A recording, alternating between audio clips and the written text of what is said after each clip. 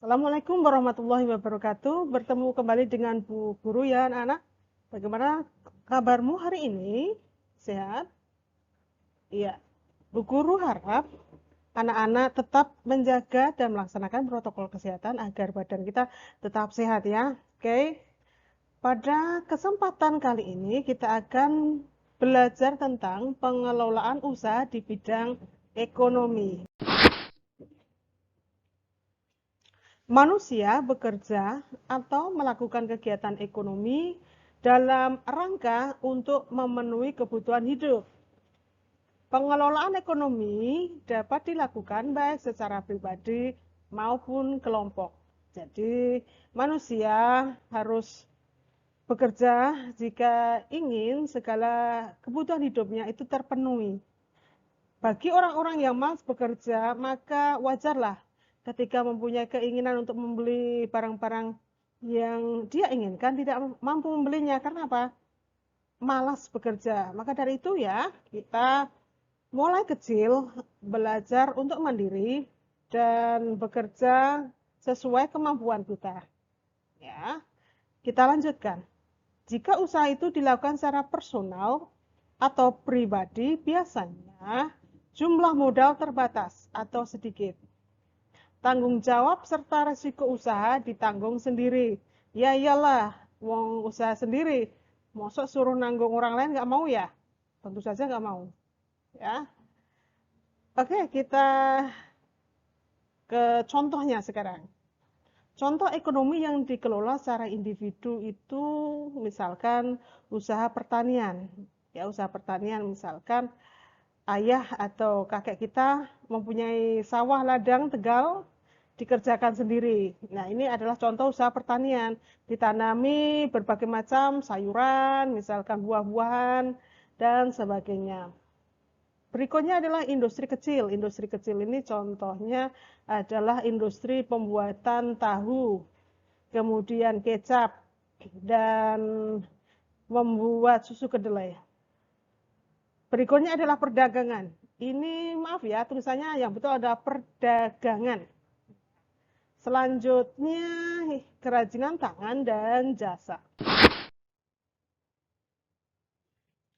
Pengelolaan secara kelompok, usaha ini dilakukan secara bersama-sama, namanya aja kelompok ya, berarti lebih dari 2 orang. Modal, tanggung jawab, serta risiko ditanggung oleh pihak yang terlibat. Contoh dari kegiatan ini adalah yang pertama firma, kedua CV, kemudian PT, BUMN, dan koperasi. Guru terangkan satu persatu ya. Yang pertama adalah firma. Firma persekutuan yang didirikan oleh 2 orang atau lebih dengan nama bersama. Jadi 2 orang atau lebih berkumpul, kemudian uangnya juga dikumpulkan, digunakan untuk membuat sebuah usaha ya. Tanggung jawab dan keuntungan dibagi rata pada tiap pemiliknya sesuai dengan akta pendirian. Jadi di awal kesepakatan mereka membuat perjanjian yang dinamakan dengan akta pendirian firma atau usaha tersebut.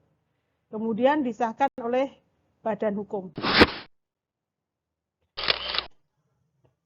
Yang kedua adalah persekutuan komanditer atau CV. CV adalah badan usaha yang didirikan dan dimiliki oleh 2 orang atau lebih untuk mencapai tujuan bersama. Anggota CV dibagi menjadi 2. Yang pertama adalah anggota aktif. Anggota aktif itu apa? Anggota yang bertanggung jawab penuh terhadap kelangsungan perusahaan. Jadi mereka menjalankan secara aktif usaha yang ada di perusahaan itu. Kemudian anggota pasif. Anggota pasif ini adalah anggota yang tidak terlibat langsung ya.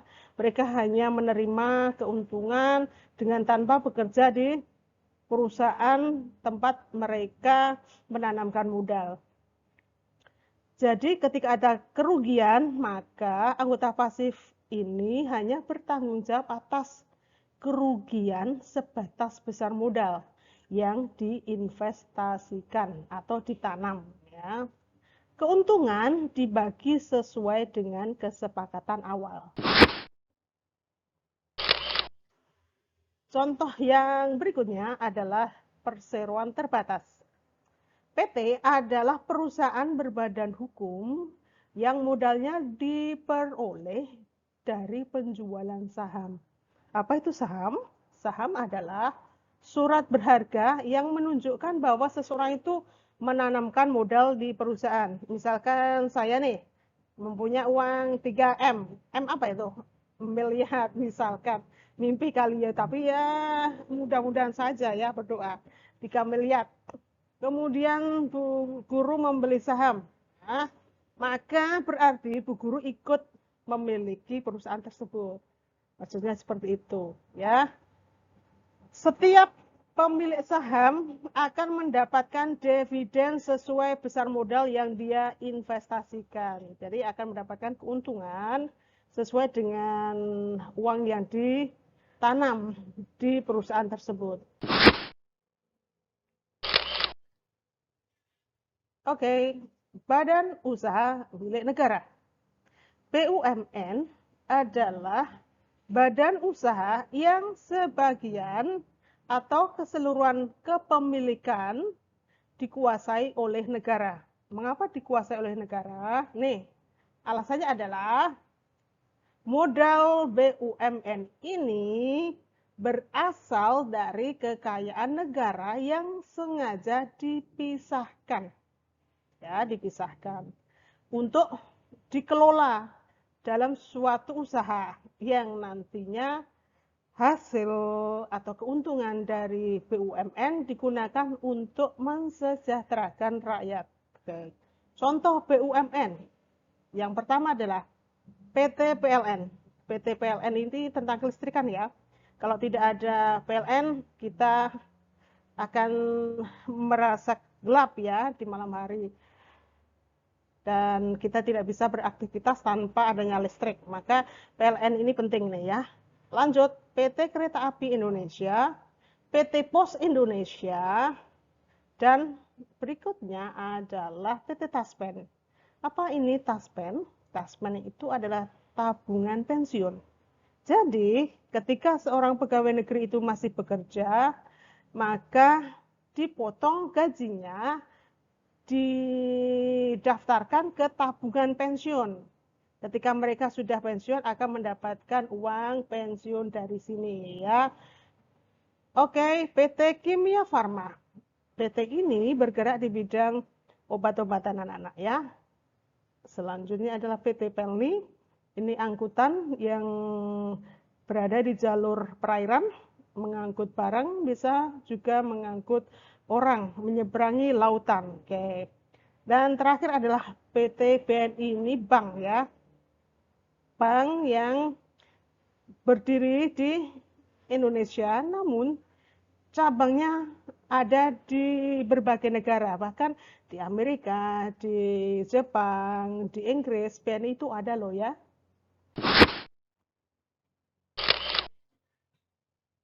Yang terakhir ini anak-anak, koperasi. Koperasi adalah usaha bersama di bidang ekonomi yang menganut asas kekeluargaan.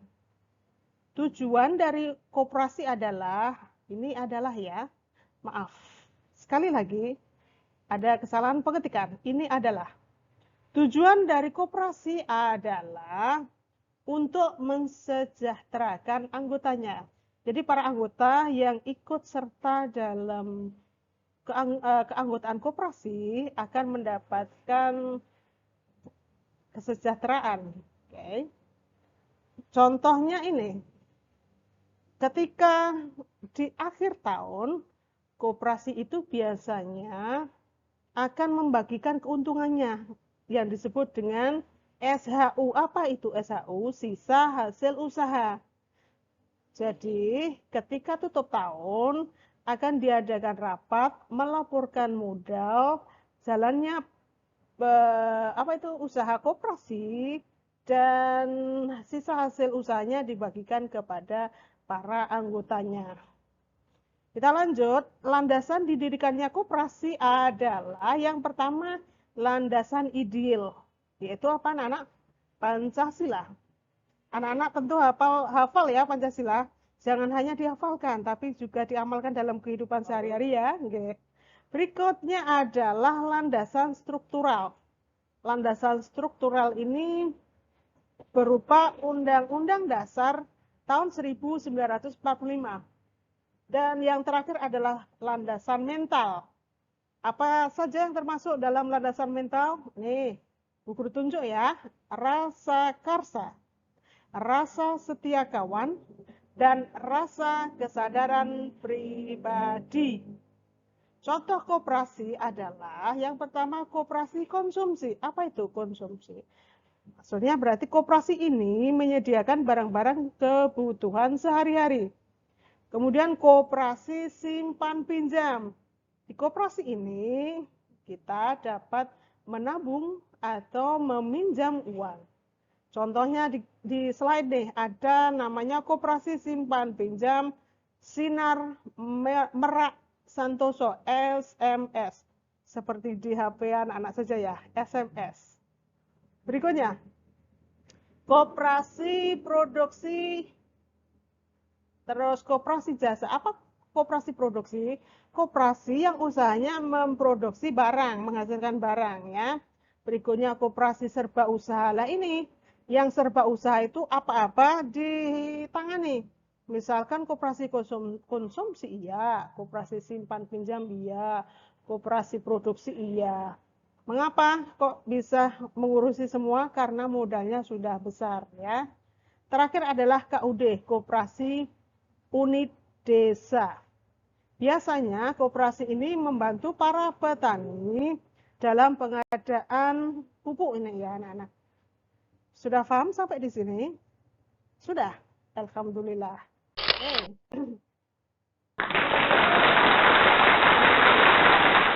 Di akhir slide kita bisa melihat ya dua orang yang bekerja di perusahaan, sebuah perusahaan. Maka dari itu anak-anak tetap semangat belajar, tetap ya mengikuti semua proses pembelajaran dengan tekun. Mudah-mudahan ke depan anak-anak kalau sudah besar bisa menjadi orang-orang sukses seperti gambar ini ya. Terima kasih atas perhatiannya. Saya ulangi. Terima kasih atas perhatiannya. Jika ada salah kata atau pengetikan yang kurang benar, mohon dimaafkan. Thank you so much for watching my video. Sampai jumpa.